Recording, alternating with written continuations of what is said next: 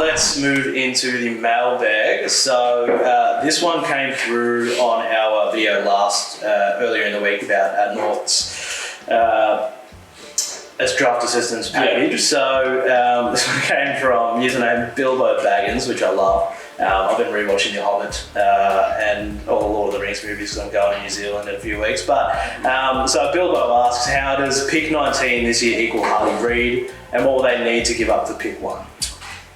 So yes, for those that haven't seen, the assistant package is pretty much pick 19 for this year, which might fall back a few spots, as we mentioned before, just due to a few other draft moves earlier in the count. And then they also got 2 future first round selections, but they'll fall at the back end, much like pick 19 is. It's just the last pick in the first round. And then, they'll get the last 2 picks in the first round next year. So that gives them their pick 2 selection for this year. Potentially pick 3, they'll have, if Ben Mackay's conversation is band 1 when he leaves. They've got Port Adelaide's future first selection, which I think is pick 14. And then they've got pick 19. So that's 4 first rounders this year. Then they've got their own future next year. And then on top of that, there's 2 others. That's 7 first round selections over the next 2 years. So as we also mentioned earlier in the week, that they are able to trade those future picks, even though the AFL will review them 12 months' time if they're still on their books. So you'd assume that those 2, if you are making a trade for pick 1, are included in probably any deal, because they want to get them, they want to use that value now rather than holding on to that in 12 months' time. And if they have a good season next year, then those picks could be pushed back or even taken off them. So add those two picks in. So you're still looking at maybe picks 19, 20, maybe a little bit later, but we'll say top 20 picks as part of the trade hand. Then maybe you can throw in 19 as well. So that's the assistance package right there. But West Coast will be wanting probably a bit more. Obviously, they'll love just a heap of early picks. So maybe you're throwing in pick 2 or pick 3, and then you might be able to get something back in return if you're giving up, a top 3 pick and 3 other first round selections. But that could be enough for West Coast to be like, all right, well, we're in this rebuild. If we can get 4 first round picks for the price of 1, and maybe send them back, they might send back their second round up, which is not that far off North's late first rounders, and then that might even it up a little bit, and that kind of could see how Reid go to North Melbourne. It gets West Coast, maybe they'll probably ask for pick 2, so they can go second in order and get someone like Dan Shurton. North Melbourne stay in the top 3, so if they've got pick 3 in compensation, that they're still happy they've got picks 1 and 3. And then West Coast all of a sudden now have 3 selections late into the first round, which they could still move on this year if they want. But I think a lot of attention is going to be placed towards next year's draft. Probably a bit deeper, midfield focused. So if they can get someone like Dean Curtin in, that'll help. Maybe a Mitch Edwards or a Colin Thelstrup if they're looking at WA names. And then next year a bit more of a focus on midfield with those couple of selections and potentially another opening pick if they get the wooden spoon in 2024. So that could work out for both clubs. There's a lot, like I said, there's a lot of picks that North have that could get a deal done, and they'd probably be now most favoured to get pick 1 if they wanted to, and if West Coast were open to parting with it. Yeah. Interesting stuff. Right, well, there you go, Bilbo. 1 pick to rule them all. Next one comes from Jaden Shaw. So, Jack, I'll throw to you on this one because you missed out on the Brownlow review. So, thoughts on umpires getting player stats before voting for the Brownlow? So, obviously, a couple of shockers in that Brownlow count on Monday. What are your thoughts there? Yeah, I don't mind it. I think you can trust umpires to get stats, but also not base their entire viewpoint off stats. I think it's a good reference point for them. I'm not sure. Are they specifically being denied stats, or are they just not allowed to look at them? Yeah, I don't know what the go is there. Yeah, but it just seems like they don't use them, obviously, and that's the point. Some people probably just think that you want to, that you can just look at stats and go, yeah, and that will define it. But that's the other thing is that the whole argument against them this week is because of stats. Yeah. So no one's come up to someone and said, why didn't this guy get 3 votes? Because he actually had a good game and looked good. They're just you're throwing numbers up. So yeah, I think it'd be good for them to, like you said, get them access to stats. But I don't think make sure they're not relying on them solely, or head into the voting with your 3-2-1 and then maybe support it with stats, and you can kind of fact check a little bit. Just to say, maybe he didn't get the votes. Maybe it was Horn Francis that didn't get those touches, but it was Miles Bergman. So, that's my take, but yeah. Yeah, I mean, that's the thing. So I don't mind the idea of it being mostly based on like sort of an eye test for the umpires, with the reference to stats. I think the other thing though is obviously a lot of these, or some of these 3-vote games are being ridiculed, but I think sometimes not necessarily am I justifying them or the Horn Francis one, but there are other things like over the course of a game the umpire's going to see that players do that aren't going to show up in a stat sheet, for example. Just like things like pressure acts, just sort of just impacting contests in other ways than merely actually getting the ball.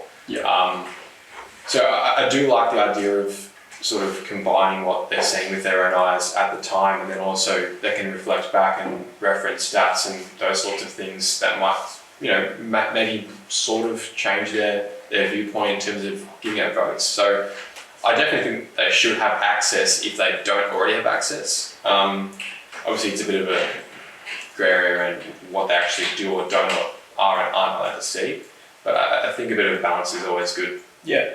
Do we know when they actually cast the votes? Is it like riders It's right. at the ground? Yeah, it's right. Like they get off the ground and then pull the It'd votes be in? one of the first things they do after, into the rooms, Yeah. cool down, and then they'll probably just discuss votes. Well, I think that's something that comes into play too, because you look, if you're separated from a game by like a week, it looks very different. Like if you that's stats. true. Or months on when all you have at your disposal is stats. Unless you're like looking at replays. Yeah, exactly. Yeah, good one. All right, so next one comes from Jace. Should have read this name before. Delagostino. Sorry if I did not do that any justice, but more of a hot take. So Dacos is going to get tagged and get 10 disposals. Don't know about that one. Disposals would be, it's quite low. Where they look to tag, I'm not really sure. It hasn't worked for a lot of sides this year. Obviously, the Finn McGuinness game was maybe a bit of an outlier, and I'm not sure if Brisbane have a player that could do that. I'm just trying to think. Yeah, like Gets you under can really player's just be, skin. but I think what you'll see from the players, they'll be standing up pretty quick if there's any kind of funny business. Yeah. But from the tagging point of view, I don't know which player Chris Fagan would like to kind of take out of the game. Mm-hmm. I think he would probably just back in his system. And you look at maybe a Cam Rayner and a Zach Bailey are probably worth too much to their system to be looking to just take Nick Dacos out. Like I said, I don't know if Nick wouldn't have played the second game against the Lions, but earlier in the year he broke loose. He had 2 goals and 30-40 touches, but the Lions won. So that's one factor that they'll have to kind of remember if they don't know how to tag. Yeah. What you reckon, Jack? Would you tag him? I think it depends on where McRae plays Dacos on the day, and then whether Fagan's willing to kind of take one bloke and just have him go where Dacos goes, no matter where Dacos plays positionally. I think if it's like a Zorko, you're probably not going to take Zorko away from what he's already doing in the back half and just sort of playing forward or in the midfield or whatever. I think it's sort of wherever he's playing at the time, they might have someone put a bit of extra attention, but like we said early in the year, they sort of proved that they didn't need to sort of put a whole heap of attention into him to kind of get the job done. Different story going final day, but I don't think you're going to see like a really serious tag put on him. Yeah, agreed. And the last one comes from Jaden Douglas. So Essendon, bottom 6, middle 6, or top 6? Middle. I think middle. I'm trying to figure out who actually comes up. Like you've got West Coast and North will probably stay anchored to the bottom couple of spots. You've got Freo that probably should be playing a lot better than what they did this year, and maybe this last year was just an overachieving year, and now they're back kind of on the right course, and next year will be where they make the leap. Then you look at Hawthorn. I mean, God knows where Hawthorn could be, as high as in the top 8. Gold Coast, what will they kind of look like under Damien Hardwick? So there are a lot of clubs that either finish around Essendon or below Essendon that could be making that big jump. But I think with the Bombers not making a big difference from a list perspective, like they get Ben McKay, they lose Zerk Thatcher, they might get Jake Gresham, but I don't think he's one that's making a huge difference. It's more going to be an extra pre-season under the guys like Ben Hobbs, Archie Perkins, Jai Caldwell. If they get guys like Zach Reid fit, so it's going to be the younger crop that will make the difference. But I think I'll keep the middle 6 for probably the bottom bracket of the middle 6. Yeah. Trying to get really specific here. I think they'll probably get past it. Well, they were past Geelong, but Cats are probably one of the ones that fall down a little bit. Mm-hmm. I'll go middle 6, but and chasing the 8, but probably not quite there come the last round. Yeah. What do you reckon, Jack? Middle 6 as well. I think we saw last season just how much parity there is, or was, just throughout the entire league. I tend to agree, Mitch. West Coast and North probably tend to stay on the bottom.